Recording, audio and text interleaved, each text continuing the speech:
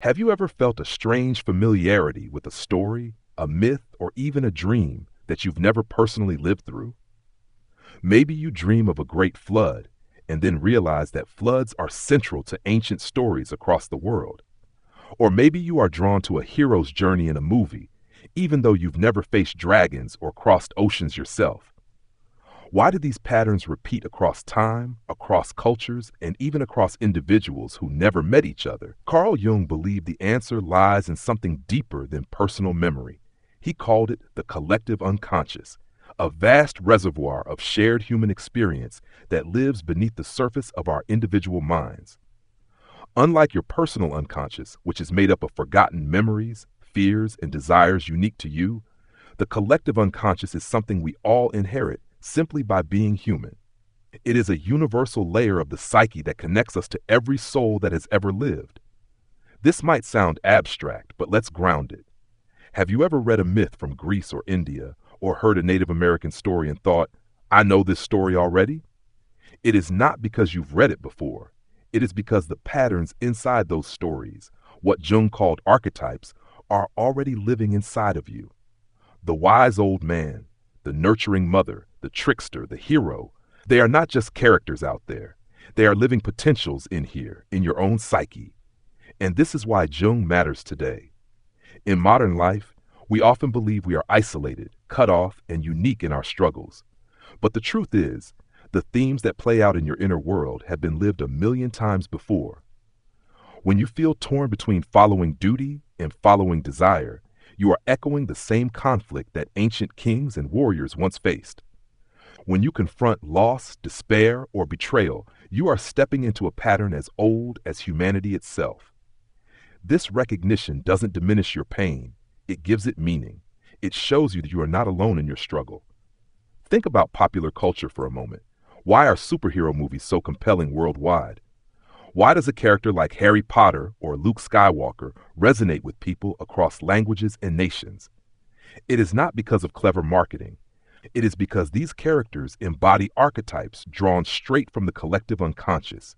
The orphan called to greatness, the mentor who appears at the right time, the confrontation with shadow and fear. These are patterns hardwired into us, and when we see them, something inside us whispers, yes, I know this path.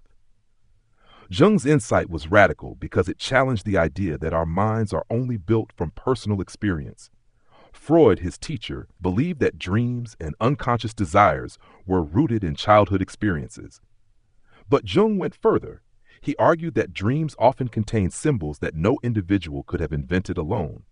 For example, people who had never studied mythology still dreamed of dragons, serpents, and cosmic battles. People who never knew about Christianity dreamed of crucifixion imagery.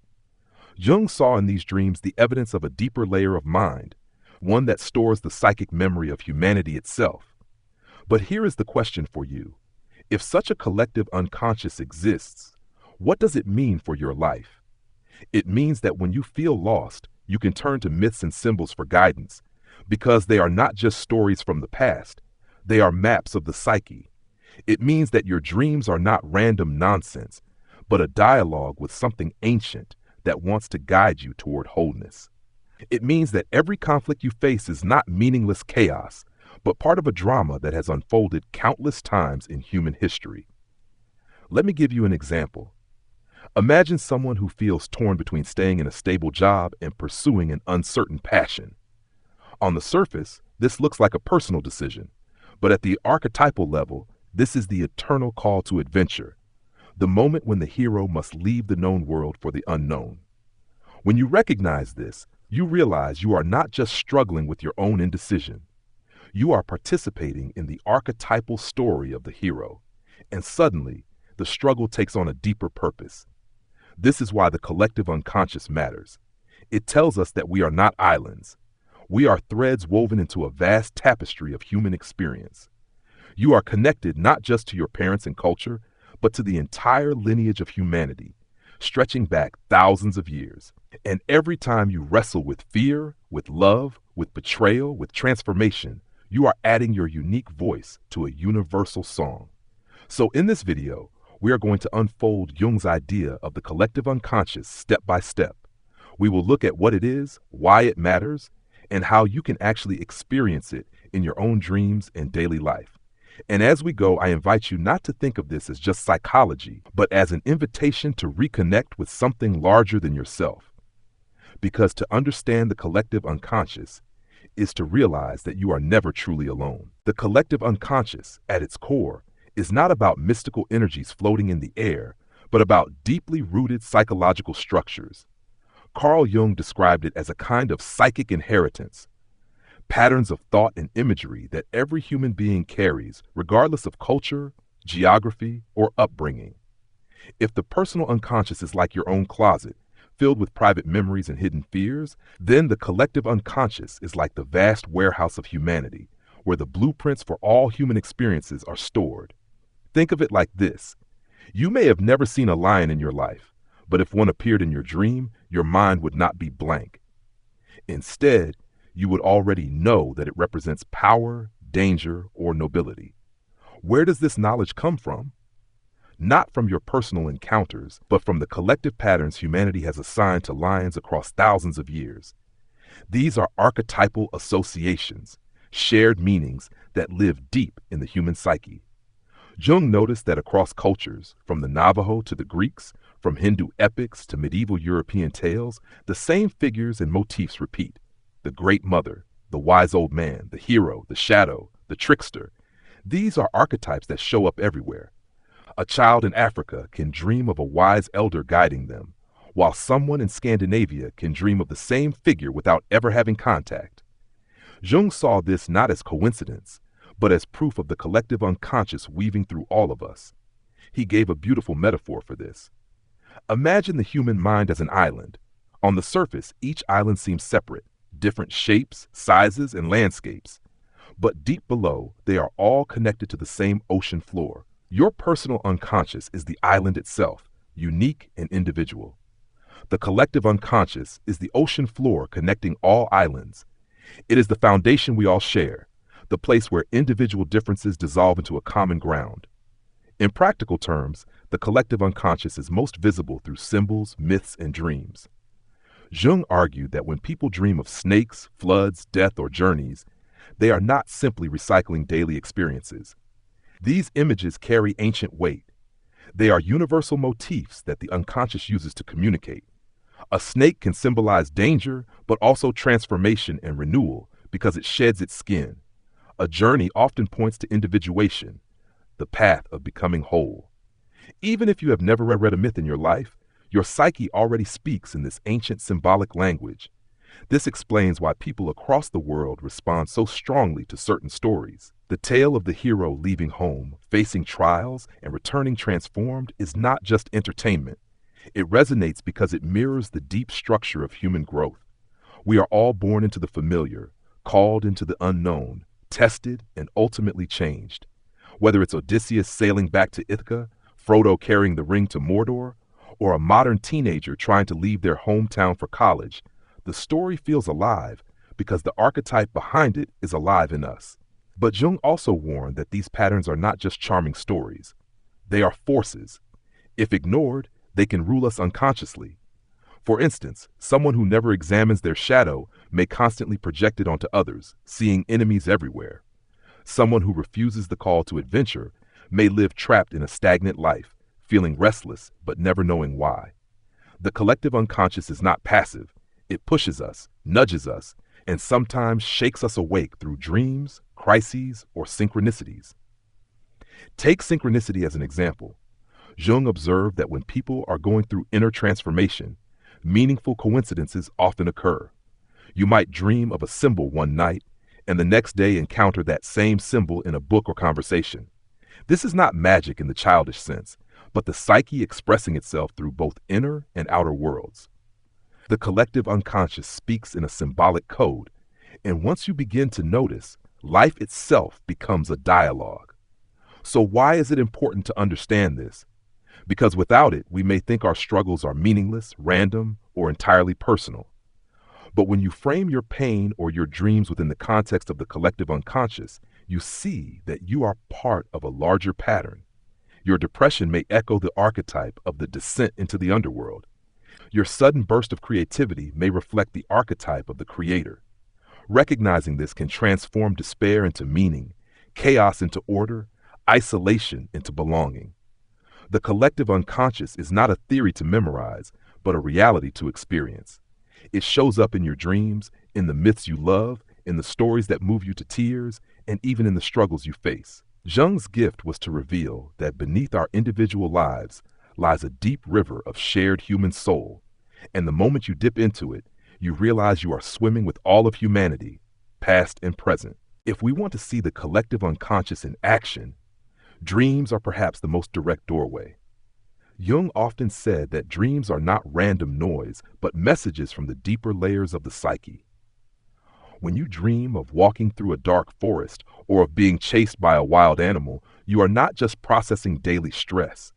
You are entering into archetypal territory, the same kind of imagery that our ancestors used in their myths and rituals. The forest is not only a set of trees, it is the unknown, the womb of transformation, the place where heroes get lost and are reborn. The animal chasing you is not only a personal fear, but the primal energy of the shadow demanding to be faced. Jung gave countless examples from his patients. People who had never read mythology dreamed of gods, serpents, and cosmic battles. Farmers in Switzerland described visions that echoed Hindu symbolism, while children dreamed of motifs found in medieval alchemy. These people had no conscious access to such imagery, yet it appeared spontaneously. The collective unconscious was not a theory Jung invented to be poetic. It was an explanation for a repeated, observable phenomenon.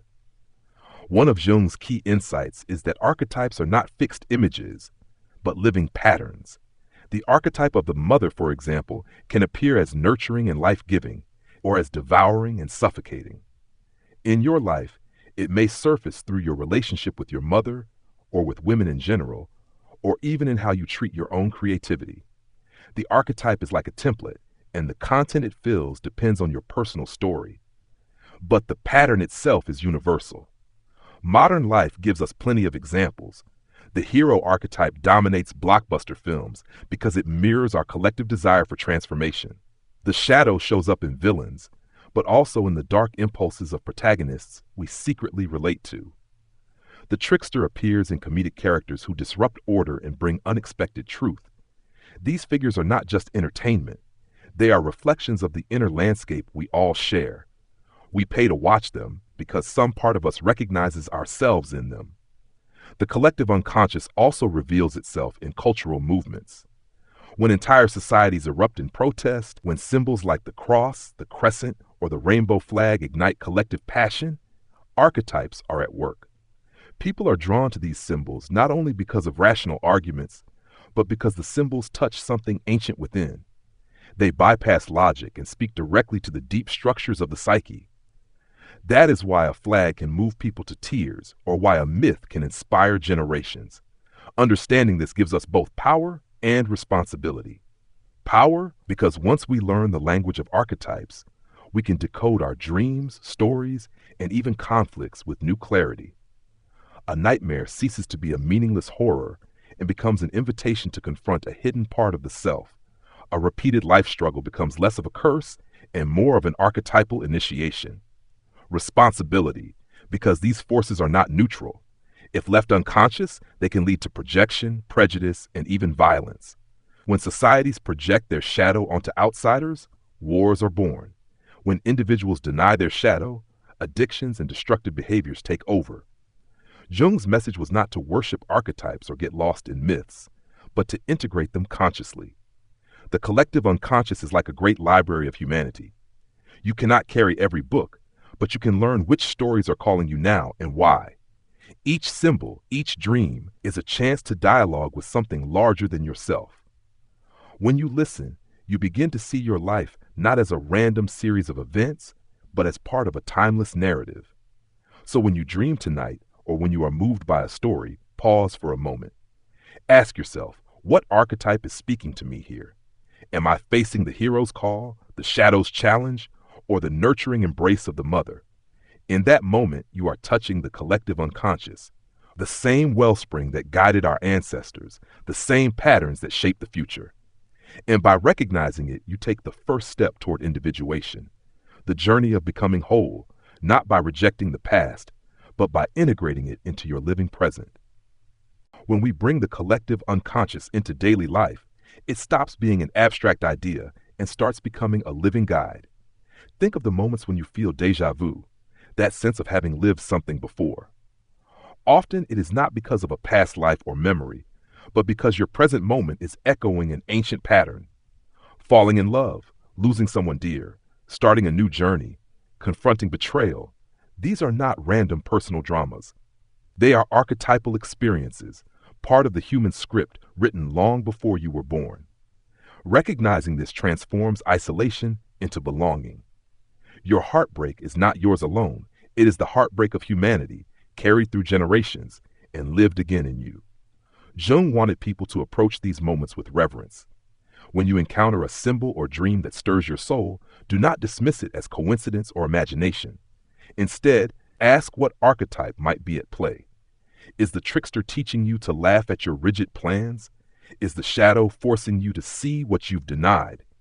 Is the wise old man or woman arriving in the form of a mentor, a book, or even a line from a stranger that shifts your perspective? These encounters are not accidents.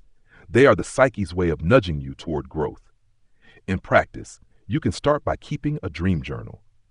Write down even fragments of your dreams. Over time, patterns emerge. Recurring images, familiar figures, symbolic settings.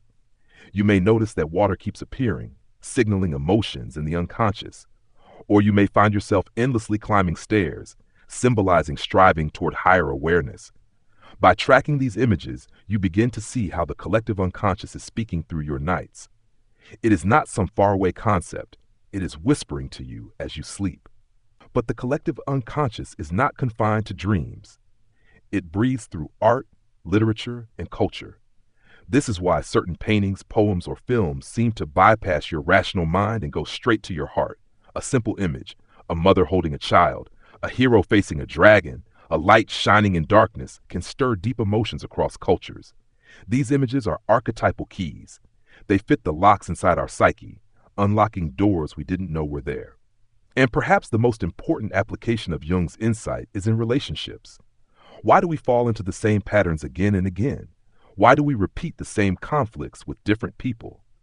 Jung explained that our unconscious often seeks out figures who embody archetypes we need to face. The domineering boss may mirror the father archetype. The alluring but destructive partner may reveal our anima or animus shadow. These encounters are not random misfortunes. They are the psyche's way of forcing us into dialogue with the collective patterns within. Until you face them consciously, they will keep appearing in different forms. This perspective does not make life easier, but it makes it meaningful. Instead of asking, "Why me?" you begin to ask, "What story am I living right now?" That shift alone can turn despair into purpose. If you see your struggles as chapters in an archetypal drama, you gain courage. You realize that every hero was tested. Every seeker was lost before they were found.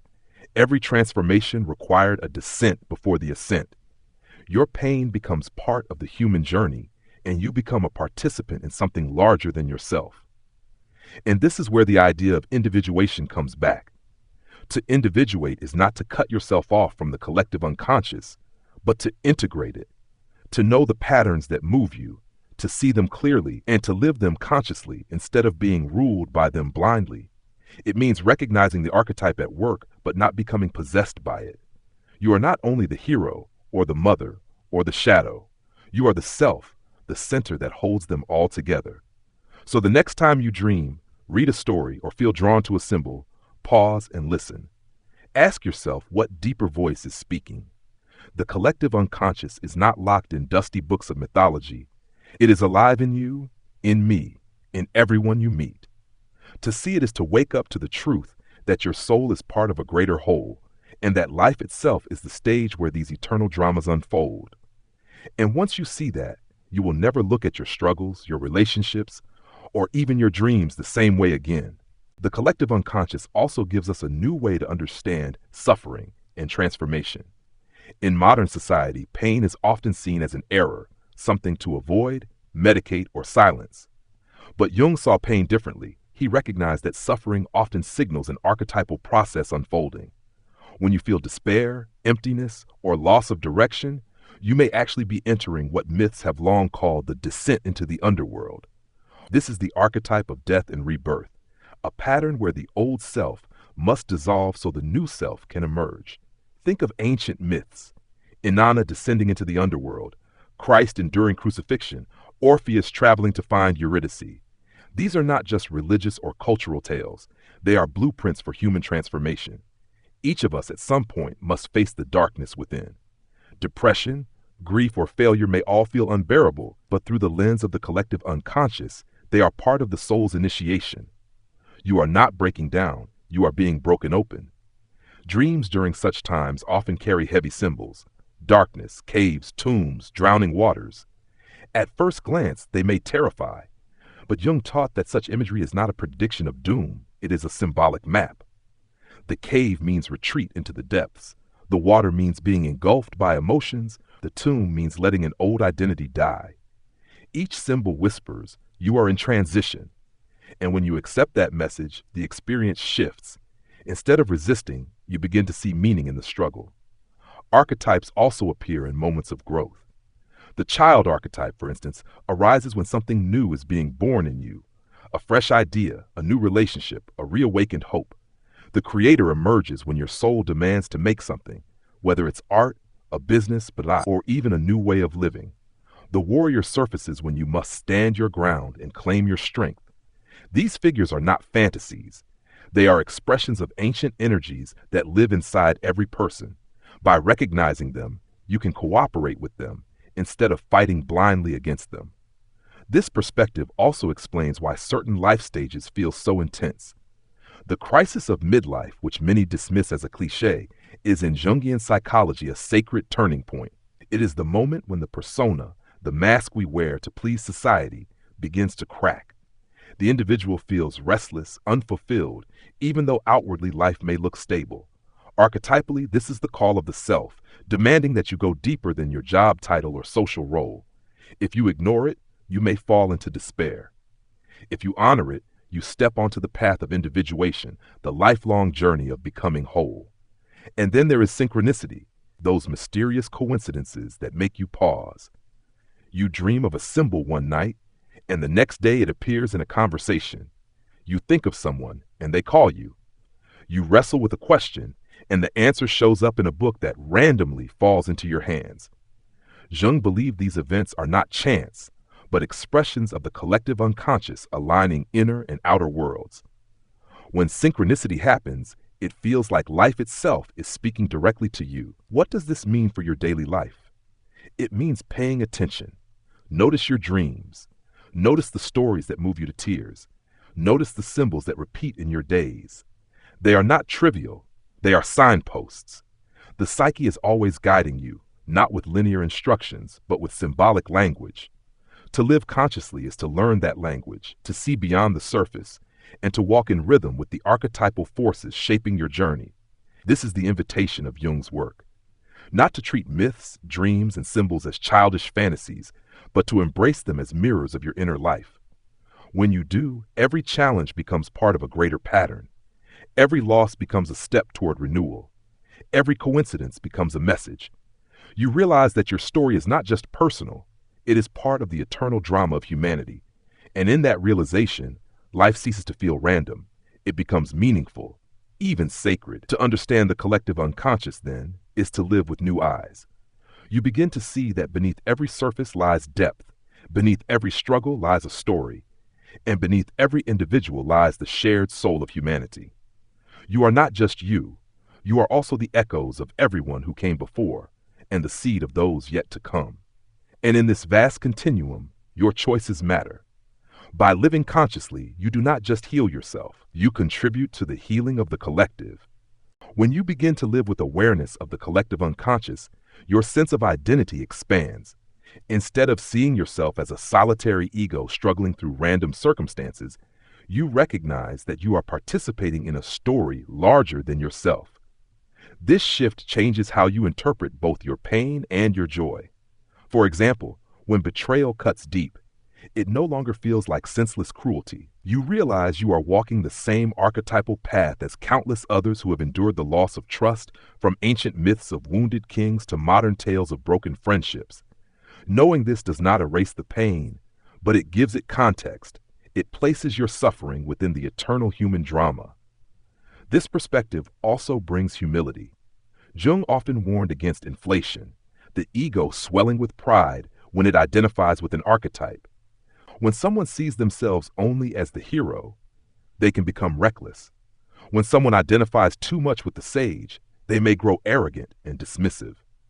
The task is not to deny these archetypes, but to integrate them without being possessed. You are not the hero itself. You are a human living a hero's chapter. You are not the wise old man.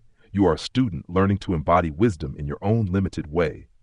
By holding this humility, you remain balanced and grounded even as you draw strength from archetypal energies. One practical exercise Jung suggested is active imagination.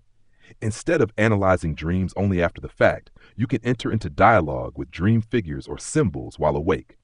Close your eyes, visualize the image, and allow it to speak. If you dreamed of a dark figure, ask it what it wants. If you saw a mountain, ask what it represents. This is not fantasy roleplay. It is a conscious engagement with the archetypal material rising from the collective unconscious. Over time, this practice reveals insights that no textbook could offer, because it is your own psyche speaking directly. Another way to engage is through creativity.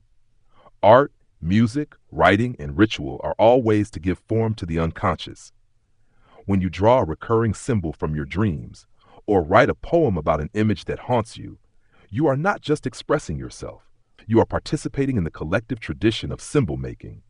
Humanity has always painted, carved, sung, and danced its unconscious into the world. By doing the same, you align with that timeless stream. And in the process, you often find healing, because what was hidden within you has found expression outside of you. The collective unconscious also has a shadow side. Just as individuals can repress and project, so can societies. History is full of moments when entire nations projected their shadow onto outsiders, scapegoats, or enemies. Prejudice, war, and oppression often grow from the collective shadow being denied. Recognizing this forces us to take responsibility, not only for our personal shadows, but for the ways our communities act out unconscious darkness. Jung believed that until individuals confronted their own shadow, humanity would remain vulnerable to mass psychosis and collective violence. This insight feels as urgent today as it did in his time. Yet there is hope. Just as individuals can integrate their shadow and grow toward wholeness, so can cultures. Symbols of reconciliation, rituals of remembrance, and movements of justice are all expressions of the collective unconscious seeking balance. When people gather to honor the dead, or to march for equality, or to build bridges across divides, they are not only acting socially, they are enacting archetypal dramas of healing and renewal. To see this is to recognize that our struggles are not meaningless political battles, but echoes of humanity's eternal yearning for balance. So the invitation remains the same. Live consciously. Attend to your dreams. Notice the archetypes at play in your life. Honor the symbols that appear around you. Do not dismiss synchronicities as mere accidents. See them as threads in a larger tapestry. When you cultivate this awareness, life takes on a mythic quality. Ordinary events become meaningful, relationships become mirrors of the soul, and personal struggles become rites of passage. In the end, Jung did not want us to worship the unconscious, but to integrate it. The goal is individuation, to become a whole person by uniting the conscious and unconscious, the personal and collective. This journey does not separate you from others. It binds you more deeply to the human family. By recognizing your part in the collective drama, you gain both strength and humility. You walk your path not as an isolated ego, but as a participant in the great mystery of human existence, guided by symbols older than time and renewed each day in your own life. To grasp the full meaning of the collective unconscious is to see yourself as both an individual and a participant in something timeless. Jung never suggested that we dissolve our uniqueness into the collective. Instead, he taught that we must integrate it. Your individuality matters, your memories, your choices, your voice. Yet those elements rest upon a foundation of shared human patterns. Just as a tree has its own branches and leaves, but is rooted in the same earth as all other trees, so too does your psyche grow out of the soil of the collective unconscious. This realization is liberating. When you feel isolated, it reminds you that you are never truly alone. The same archetypes guiding your life have guided countless others before you. Your struggle to find meaning is mirrored in myths of seekers and wanderers. Your longing for love resonates with stories of union and sacrifice that span the globe. Even your darkest fears have been faced by heroes and dreamers across history. Knowing this can ease the burden of feeling unique in your suffering. You are not the first to walk this path, and you will not be the last. But it also demands responsibility. To ignore the collective unconscious is to risk being ruled by it unconsciously. If you do not face your shadow, it will dominate your life in projection. If you do not recognize the archetypes moving through you, they may inflate your ego or drag you into despair. Jung believed that modern humanity's crises, from war to alienation, were symptoms of neglecting the unconscious. We worship technology and logic while dismissing dreams and symbols, leaving us spiritually starved. By reclaiming this deeper dimension, we begin to restore balance, not only within ourselves, but within the wider world. So how can you walk with this awareness? Start small. Notice the patterns in your own life story. Where have you played the hero, stepping into unknown territory? Where has the trickster disrupted your plans but led you to unexpected truth? Where has the wise old man or woman appeared in the form of a mentor, a friend, or even a book that shifted your perspective? Once you begin to see these patterns, your life takes on coherence. Chaos transforms into narrative. You start to live not only as a passive character, but as a conscious participant in the story. Engaging the collective unconscious is not about chasing mystical visions or escaping reality. It is about deepening your experience of the ordinary. The argument with a loved one, the dream you had last night, the coincidence that startled you on the way to work, all of these are doors to the unconscious. Each contains symbolic meaning, waiting to be seen. By pausing, reflecting, and asking what archetype is speaking, you transform everyday life into a dialogue with the soul. And in that dialogue, something profound happens. You begin to individuate. Individuation is not perfection. It is not about becoming flawless or enlightened in some grandiose way. It is about becoming whole, embracing the many parts of yourself, conscious and unconscious, light and shadow, masculine and feminine. It is about realizing that the self, the center of your being, is vast enough to hold all of these elements without fragmentation. And when you live from that center, you radiate authenticity. Others feel it, even if they cannot name it. You become a reminder that wholeness is possible. This is why Jung's work continues to resonate in the modern world. Despite all our advances, we are still seekers, still dreamers, still haunted by shadows and called by symbols. We still need myths, not as childish tales, but as maps for the soul. We still need to understand that our inner lives are woven into the larger fabric of humanity. And we still need to remember that every dream, every coincidence, every struggle carries meaning if we are willing to see it. To live with this awareness is to walk a different kind of path.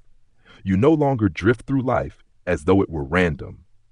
You begin to sense that each step is part of an ancient rhythm, each symbol a message, each struggle a rite of passage. You are both uniquely yourself and deeply connected to all who came before. And in that recognition, you find strength. Because to know the collective unconscious is to know that you are never truly lost. You are held in the great story of humanity, and your task is not to escape it, but to live your chapter with as much courage, honesty, and consciousness as you can.